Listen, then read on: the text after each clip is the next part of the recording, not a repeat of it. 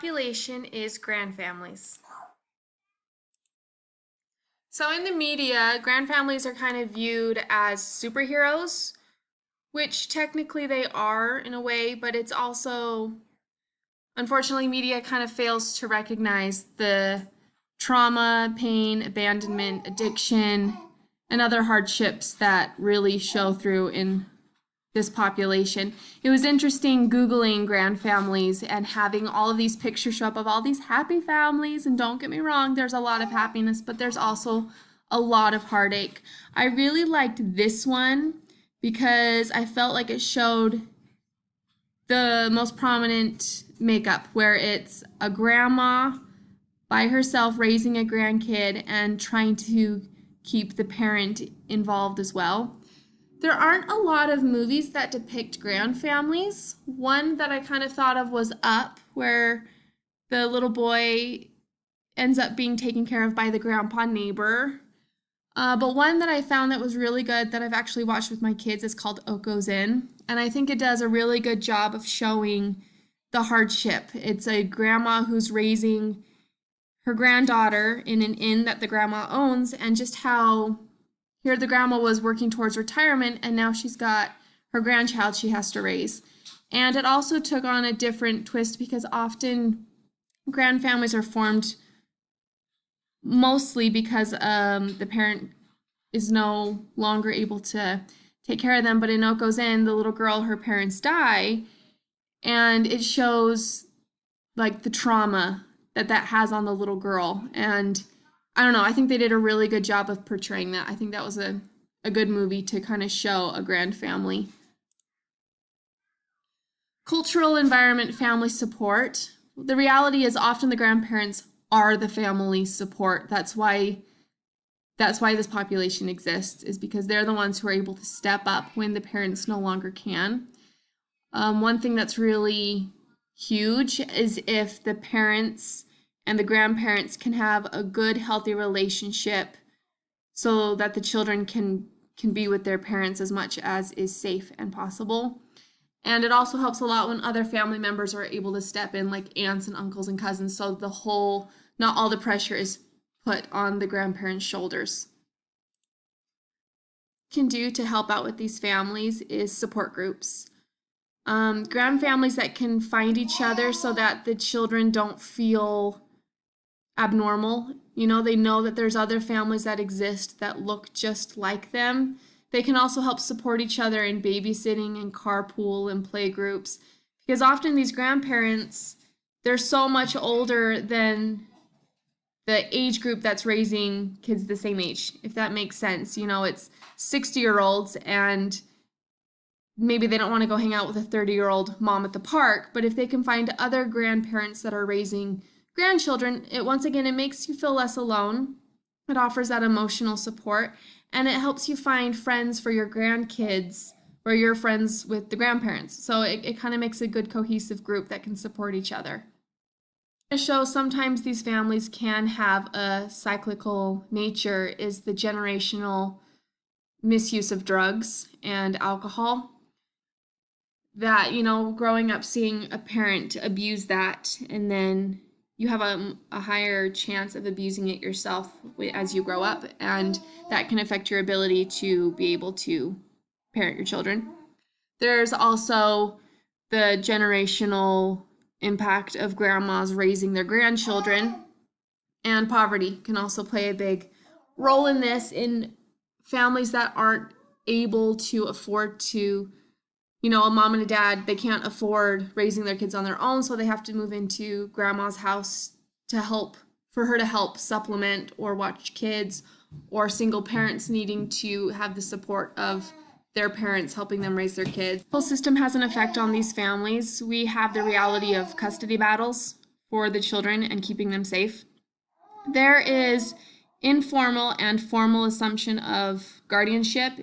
Informal is the most common way that these families are created, and it's grandparents who step in when the parents are no longer capable of parenting, or the parents don't want to parent anymore, and so the grandparents just kind of step in and take over custody. They don't have as many legal rights as the root of a formal assumption of guardianship, and that usually comes when DCFS gets involved and proof of significant incompetence or danger to the children is proven. And when that happens, then the guardian or the grandparents will become like legal guardians, and that will be in the form of like foster parenting or even adoption. Barriers that these grand families face is lack of financial support. It's really expensive to raise grandchildren on a fixed income, so often they'll keep working past the age of retirement. There's also not a lot of affordable childcare options.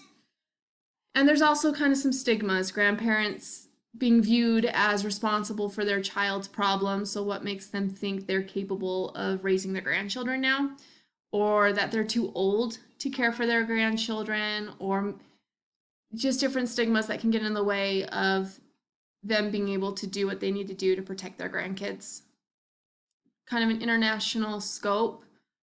There are societies where it's become where it's a little bit more normal to see these grand families, and these are in societies and areas with high levels of father incarceration and abandonment. High socioeconomic and mostly white communities can sometimes view it as bad parenting instead of being empathetic towards the situation, or this mentality of that would never happen to my family, and that can create problems for grand families getting the support and financial help that they need. Most often seen in lower socioeconomic populations, the numbers are rising in higher areas, and that is due to the opioid epidemic affecting all socioeconomic groups. It really greatly affects the grandparents' ability to retire and live on a fixed income.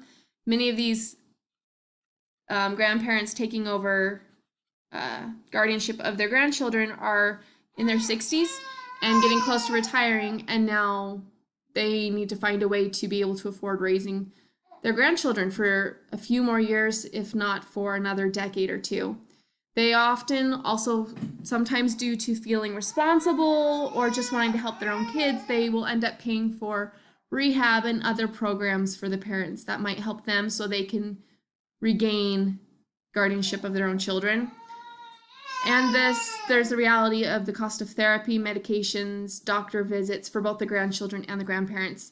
Often these grandchildren can get on Medicaid, but if the grandparents aren't of the right age, I think it's 65, then they don't qualify for Medicare. So once again, that can increase the time that they're working so that they can maintain their insurance. And the reality is a lot of these kids have abandonment issues that they will need therapy for a while to help recover from. And so that's just an expense that's placed on the family. Numbers of Black, Hispanic, and Islander families that are raised in multi-generational homes or homes with just the grandparents and either missing one or both parents.